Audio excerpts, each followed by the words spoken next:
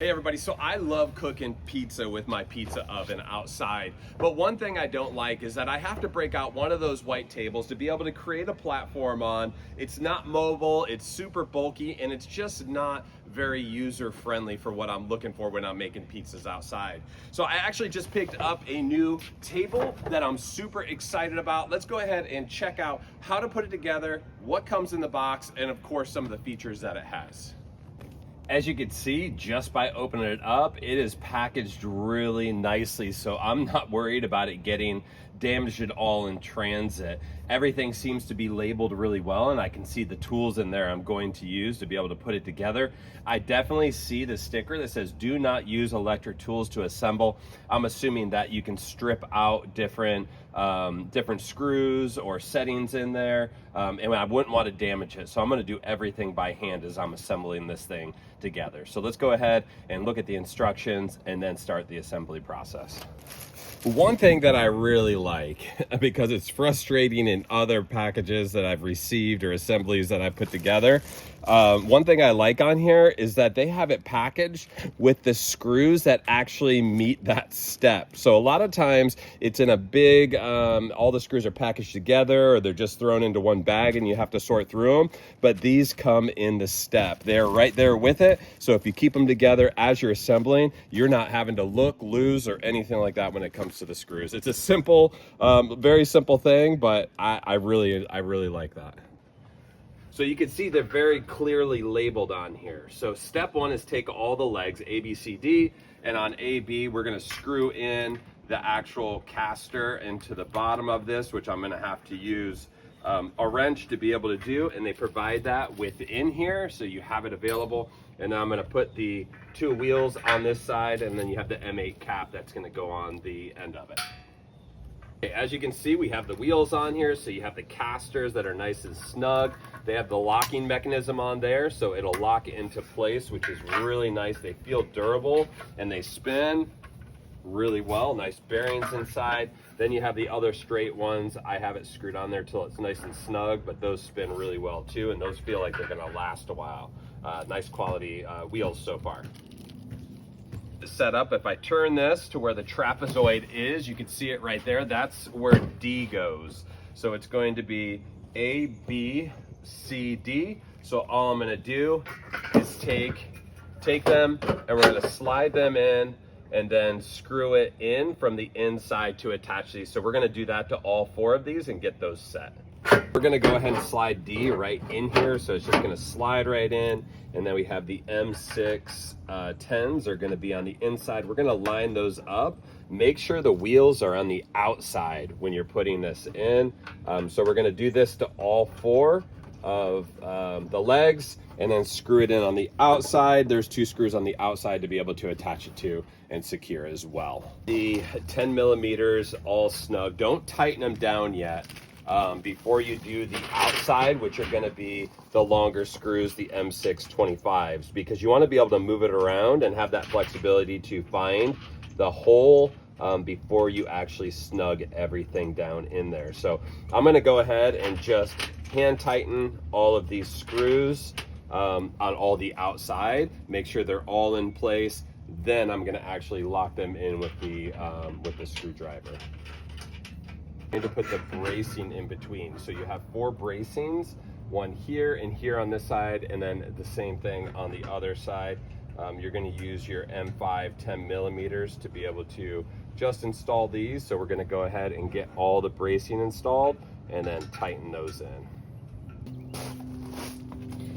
All right, we have the legs on there, nice and tight.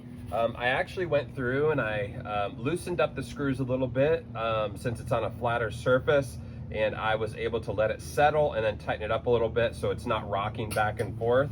We're going to go ahead and take the LP tank holder in the bottom tray, and we're going to allow the screws to go right down in there all the way through, and then once they're seated, they should come through the bottom where you'll use wing nuts, and you'll use those wing nuts to be able to attach to the screws from underneath the actual bracing right in here.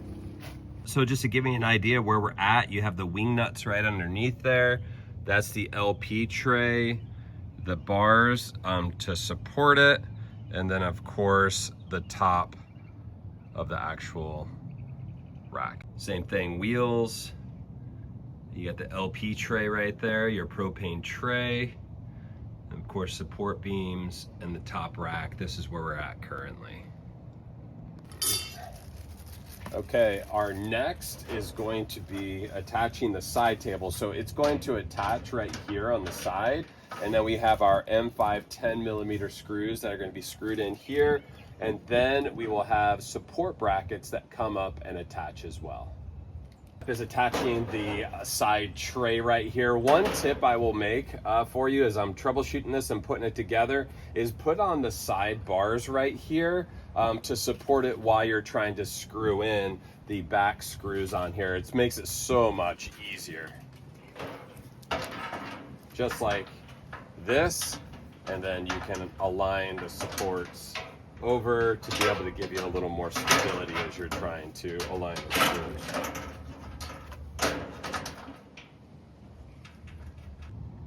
You can see the screws underneath here to be able to attach, make sure they're tight so that gap in between the main table and the side table are nice and fitted. You have the support beams on there, and then of course the top of the table gives you more room to be able to prep and have space. So one thing I did, I kind of jumped ahead a little bit from the instructions, but I am installing these two braces on here to be able to easily attach it when I go down and screw it in. The last time I tried screwing up into it and it was a little more difficult. So I'm trying to, you know, think smarter, not harder, work smarter, not harder. So then I also, the screws here are already attached to it. So I actually screwed those in just a little bit to make a tighter fit. So all I'm gonna do is attach this, slide it down, and then I will attach everything from underneath. There's a couple screws that will attach right here and tighten this up. And then also to the bracing. So M5 here, M4 down there to be able to attach the bracing. So you can see right up here, I just tightened that up after I had it in place, and then I installed these other screws in here. Again, that other one that the actual tray slid onto, I tightened that up once I had it into place, and then you have these support brackets underneath it. The opposite side of the tray, this is going to be for probably spices and other dry items that you want to store. So just your screws in there. Back side, you have screws for a bottle opener that's going to be installed. So the M4s, we're just going to attach these right in here, screw those in, and then you have a bottle opener if you need that while you're out cooking your pizza or whatnot. A nice little accessory just to have on there so you're not having to walk in and get one. So as you can see, we just slid right in that trash bag holder right there, super convenient. And then we have our paper towel holder that just slid right down into that slot. So super cool to have as accessories while you're cooking outside. Has 4 different bowls that are removable for all of your toppings that you want on here. All you have to do to be able to protect it from bugs or any debris is slide this right over, and it locks right in and drops down to seal it. To take it off, lift it up and bring it right out, and not only you have extra space right here, but you have all of your toppings here. You have your paper towel holder and your trash bag holder right here, works perfectly. And then we have a little bin for any dry toppings or anything that you want to add. The wheels move really well. They pivot nice to lock it. You just press down on this, it locks in, and then it doesn't go anywhere. And it is really stable on my pavers, exactly how I want it to be. So I am super excited with this new table that I got for my pizza oven. It is very stable, a lot of great accessories that come along with it. And I love the functionality, portability, and just how it looks. Overall, this is a great buy. If you're looking for extra space outside when you're cooking pizza with your pizza oven, I'd highly recommend picking up one of these.